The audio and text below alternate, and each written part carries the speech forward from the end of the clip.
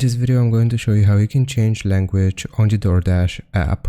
So what you want to do here, if you don't have the correct language, is first close the application itself, and I'll explain why. We need to go into the settings of our phone, and here I'm just going to scroll down and search for language.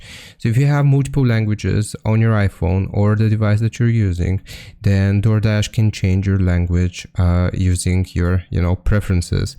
So here we're just going to go into language and region and see your preferred languages. If you have multiple languages, then Doordash will use those.